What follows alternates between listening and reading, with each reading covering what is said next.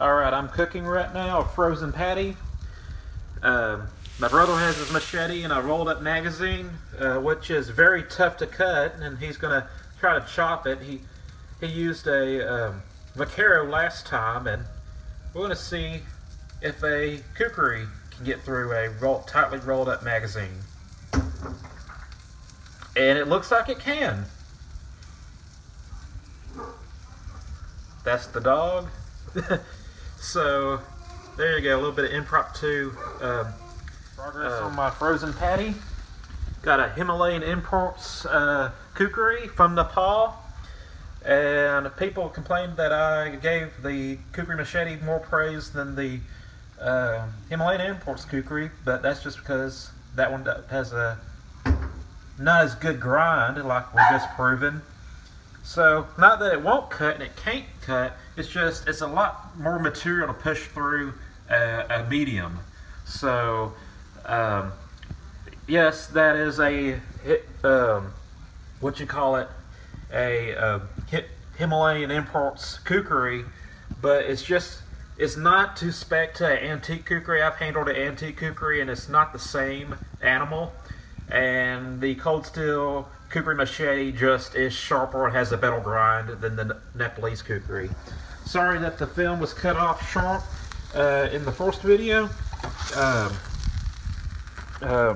My timer went off on my phone and cut off the film, but yeah, there was a good test showing you that a kukri machete has more cutting capacity for cutting through high friction material than a Nepalese kukri. And there I go, pissing off gurkas again.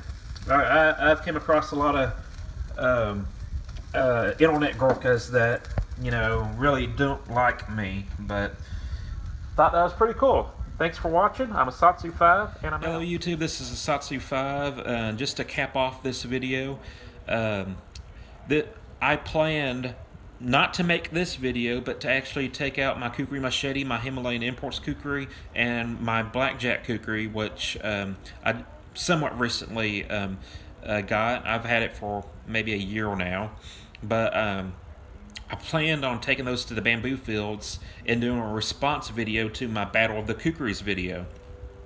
I've gotten a lot of hate on that video from internet gurkas saying that I'm afraid of the kukri, I don't know how to use the kukri, that you know, they insulted me, they, you know, called me names, you know, they really don't like me.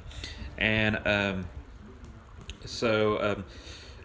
argued with these people, not in a rude way, but I would ask them, true or false, a straight razor cuts deeper or cuts flesh easier than a axe.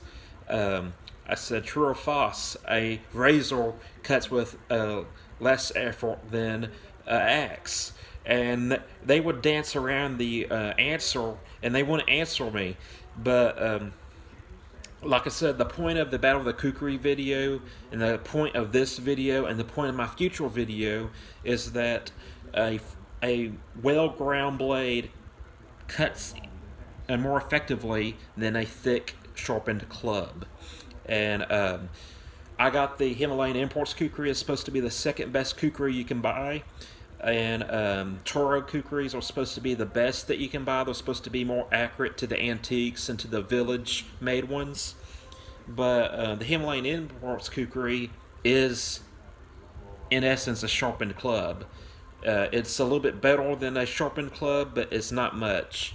It still cuts, and it's still effective, and it hits as hard as an axe, but it doesn't cut as good as a Grand Force Brooks axe. But I know I'm saying a lot. I'm trying not to say that. But I've handled an antique kukri, and it is a completely different animal than the Himalayan imports kukri. And I wish I would have had the money to buy it. I would have loved to have it. I think it was a World War I vintage kukri. And my blackjack kukri is actually a better analog to the traditional kukri than the Himalayan imports kukri. And I plan on making a separate video with the 3 kukris in the future. But no, I'm not afraid of kukris. No, I don't it's not that I don't know how to use a kukri. It's that I was trying to prove something else. I know how to use a kukri. I know how to use a machete. I've been around blades for a long time now, and I've been using them for a long time now. And kukri is essentially a chopper, and there's not a whole lot of science behind chopping with a blade. And there are some techniques with the kukri that I've read about, like stabbing the belly and cutting out of the belly. But in essence, you're chopping to this area, to this area. Those are the main targets. And there's not a whole lot of finesse that goes to it. And let me regain my thoughts. Yes. So, again, I got a lot of hate on the Battle of the Kukris video. I don't hate gurkas. I don't hate kukris. I'm just trying to display physics.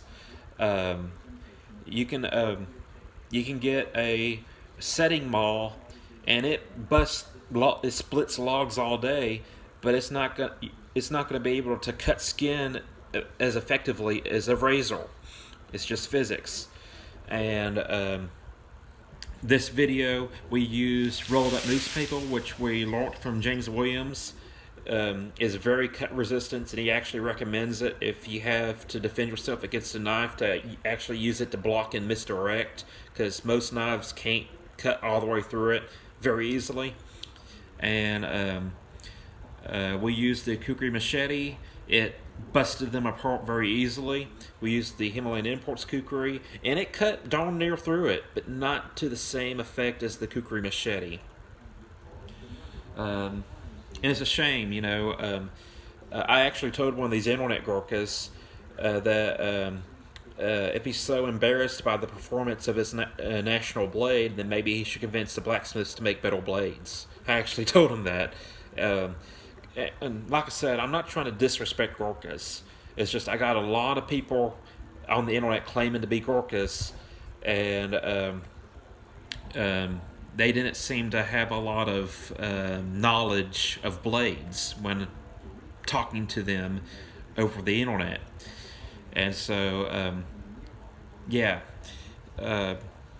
most kukris that come out of Nepal are tourist trade. I don't know. I guess you could say Himalayan imports are the more expensive tourist trade kukri, but I really want to get a antique in my collection, and I plan on making a more well-made video, a more well-planned out video with the blackjack kukri, the Himalayan imports kukri, and the kukri machete. But yes, KLOs.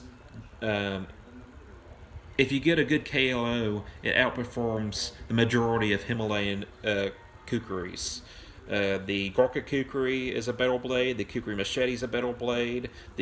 I'm willing to say that the K-bar kukri or combat kukri is a better kukri than most Himalayan kukris. So KLOs, I really hate that terminology, because if it works better than the Himalayan variety, then it's better than the original. And I don't think the Himalayan imports is a good representative of what a kukri can actually do.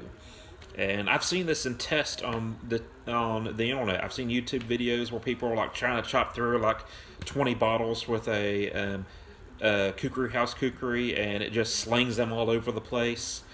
But KLOs are legit. You know, it's like me saying that English Bowie knives are not are Bowie knife objects compared to American Bowie knives. Well, to be fair, there were more English Bowie knives in the U.S. during the 19th century than American-made Bowie knives, and they were the quality of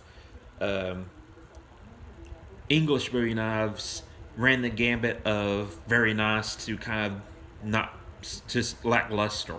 But just because the Bowie knives are not made in America doesn't make them less of a Bowie knife. In fact, that I would say some of the Sheffield buoys probably outperformed some of the California knives. Maybe not in the looks department, but definitely a much more dangerous weapon than some of the California knives. Although I love California buoys, and they're awesome in their own way. But I would really like to see the term KLO to stop being part of the knife community's vocabulary, because so far I've made 2 videos proving that KLOs can outperform a Nepalese kukri. And it's a shame. So without repeating myself again, I just want to say that I don't think Himalayan imports and I don't think Kukri House are good representatives of what the historical kukri can actually do. So that's it. I'm a Sasu 5 and I'm out.